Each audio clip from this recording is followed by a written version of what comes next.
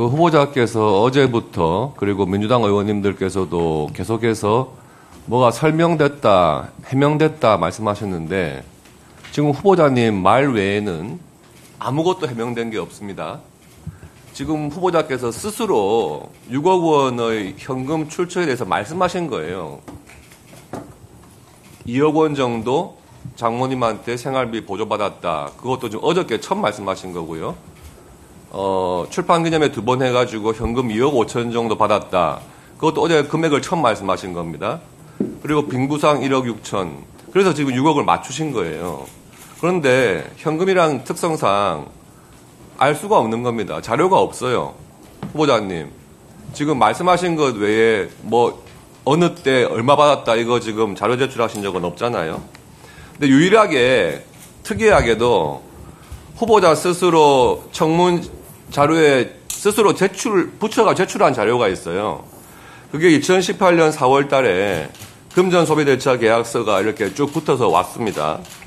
왔는데 총 11명한테서 1억 4천을 빌린 걸로 돼 있어요.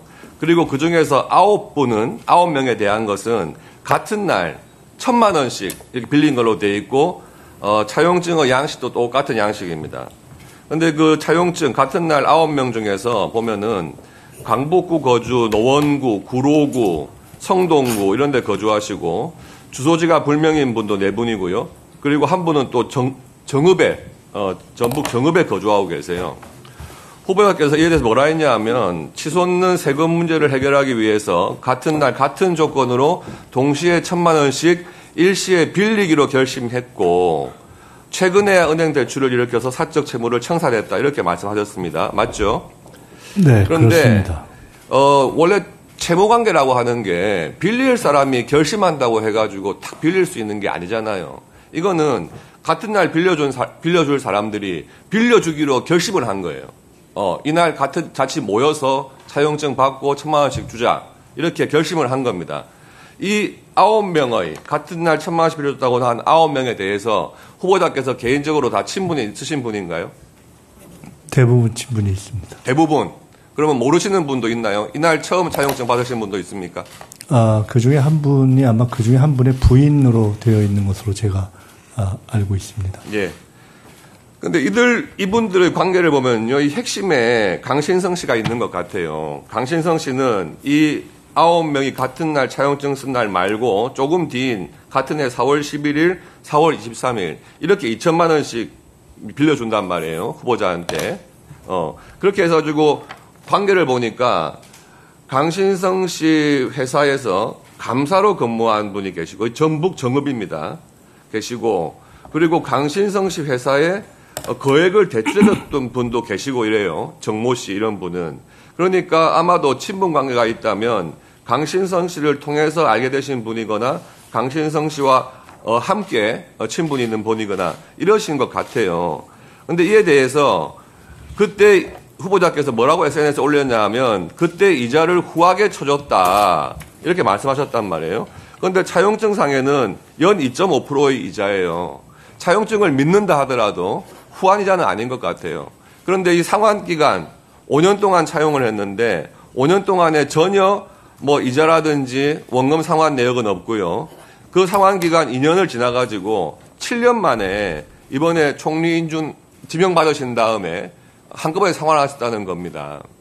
이 차용증의 이런 성격이라든지 모양상 상식적으로 본다면 이것을 9명이 모여가지고 한꺼번에 차용증을 받았나?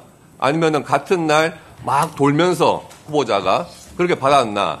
좀 모양이 이상하잖아요. 그래서 마지막으로 후보자께서 지명된 다음에 대출을 받아가지고 나는 갚았다 이렇게 말씀하시니까 그 2025년 금년도 자료겠죠. 그 부분에 대해서 후보자가 대출을 받았고 후보자가 대출받은 1억 5천 중에서 이분들 1억 4천만 원을 정말 차용증상에 나오는 이분들한테 돌려준 것이 맞는지 좀 계좌 내역을 제출해달라 한 상태고 아직까지 오지 않고 있어요. 이 부분에 대해서 다시 한번 자료 확인해 주시기 바랍니다. 그리고 이 강신성 씨라는 분이 후보자하고 아주 옛날부터 친분이 아주 깊으신 분 같아요. 미국에 유학 생활을 하실 때 월 450만 원씩 줬다. 그런데 뭐 배추 투자하라 해가지고 2억 원 정도를 떼어서 그 부분에 대해서 본인이 원금 상환 성격으로 450만 원씩 받은 것이다. 이렇게 말씀을 하십니다. 아마 옛날 검찰 수사 과정에서도 똑같이 말씀하셨을 거예요. 그런데 이 강신성 씨가 그 이후에도 사업을 잘 하신 분이에요. 그래서 그렇게 배추농사 잘못 지어가지고 돈 떼일 분이 아니란 말이에요. 이분이 2011년도에 전북 정읍에 폐기물 처리 업체 부지를 샀다는 겁니다. 확장을 했다는 거예요. 그런데 사자마자 전북 정읍 시장인 김모 시장께서 그 시행사로 지정을 해줘요. 도시계획시설 시행사로 지정을 하면서 그 땅값이 엄청 올랐다는 겁니다. 예. 그러니까 지금 후보자가 배추 농사 투자했다가 못 받은 돈 2억 원 충분히 받을 수 있는 분 같아요. 그리고 2011년 그 무렵에 후보자께서 최고위원이셨어요. 그래서 이 전북 정읍시장 김모 씨의 유세 지원도 한번 갔습니다. 예, 그렇게 보도가 돼 있어요. 그러니까 뭐 이렇게 관계가 단절되거나 무관한 분이 아니란 말씀입니다. 이런 분을 증인으로 불러야 한다, 우리는. 그래서 그 핵심적인 증인에 대해서 분명히 오늘 불러가지고 확인을 해봤어야 되는데 그에 대해서 안타깝게도 증인 채택이 안 된 상황인 겁니다. 그러니까 지금 후보자의 말씀으로 하시는 증언 외에는 우리가 어떤 확인도 할 수가 없는 상황입니다. 신속하게 이 대출 정리하신 부분에 대해서 금융자료, 본인 명의예요. 본인 명의니까 꼭 제출해 주시기 바랍니다. 이상입니다. 네, 다양한 말씀을 해주셨는데 결론은 강신성 씨가 하는 사업 중 저와는 무관한 부분에 대한 여러 가지 설명이나 묘사를 해주셔서 그에 대해서 제가 설명드릴 부분은 없다고 생각되고 자료 요청한 부분에 있어서는 법과 규정, 과거에 있던 부분에 따라서 제가 제출해왔고 앞으로 그렇다 하는 말씀을 드렸고요.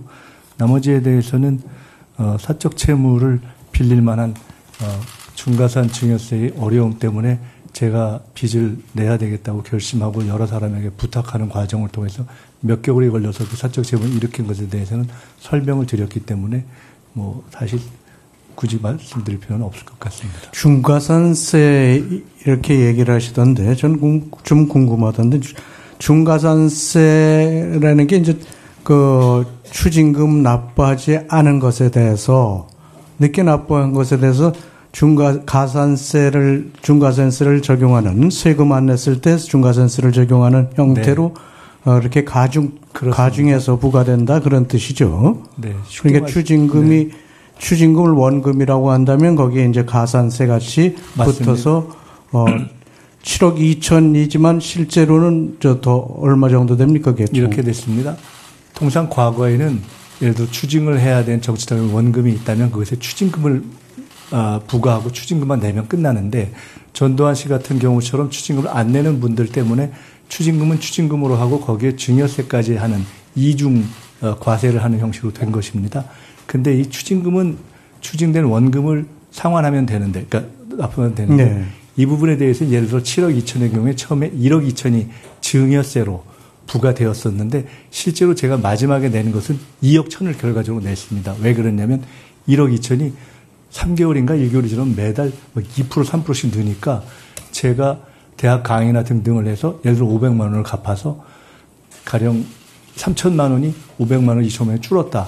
그럼 그 다음에 고개를 돌리면 그 다음에 그 2,800만 원이 돼 있고 3,100만 원이 돼 있어서 그래서 지금 아마 제가 빌리기 전 해에 7월인가에는 1억 7,800인가 올라가서 도저히 원 1억 2천에서 너무나 올라가고 감당할 수가 없어서 이것은 일시에 전액을 상환하지 않고서는 제가 그 뒤에 추징을 갚는 것도 일상인으로서의 생활을 하는 것도 불가능하다고 판단돼서 어쩔 수 없이 1억 4천의 사적 채무를 일으킨 것이고 그것을 유일하게 할 수 있는 방법이 당시에 저희 신용으로는 은행 대출이 안 되기 때문에 1,000만 원씩 저는 정치자금으로 다 해본 사람이기 때문에 제 주변에도 피해를 안 주기 위해서 1,000만 원씩 그나마 제일 가까운 아까 말씀처럼 제게 어떠한 정치적인 또는 제가 사업적인 전망도 없는 상태에서 그런 분들에게 차용증을 빌린 것이고 당연히 5년 하고 못 갚을 수도 있다. 바로 5년 후에는. 왜냐하면 제가 추징을 갚아야 하기 때문에 갖고 나서 갚는다라고 하고 이자는 성실납부를 해왔고